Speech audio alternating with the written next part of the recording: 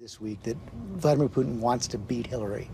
And Madeleine Albright said that your victory would be a gift to Putin. And what they're pointing to is things like your statements about conditioning our commitments to NATO allies, softening the GOP platform on Ukraine, even considering softening sanctions and recognizing Russian annexation of Crimea.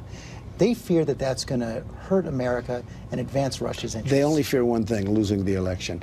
If our country got along with Russia, that would be a great thing.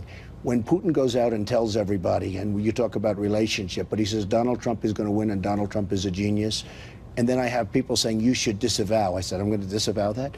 But when Putin says good things, and when we have a possibility of having a good relationship with Russia, I think that's good. By bowing to his annexation We're not going to be bowing to anybody. Hey, thing? George, you know me pretty well. I don't bow, okay? I don't bow.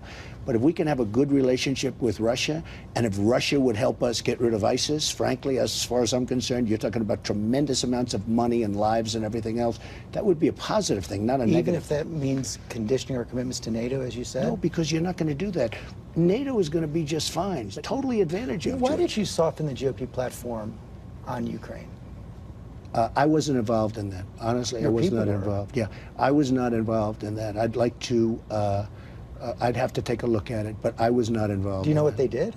They softened it, I heard, but I was not involved. They took away the part of the platform calling for provision of lethal weapons to Ukraine to defend themselves. Why is that a good idea? Look, you know, I have my own ideas. He's not going into Ukraine, okay? Just so you understand. He's not going to go into Ukraine.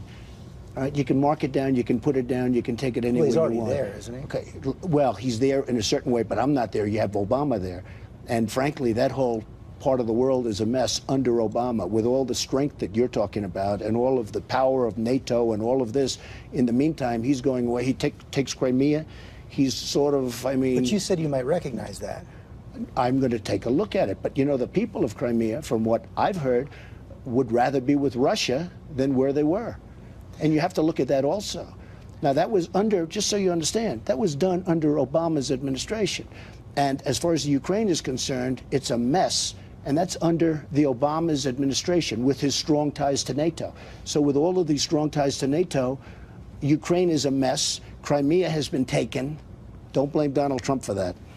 You've said and we'll do better, and yet we'll have a better relationship with Russia.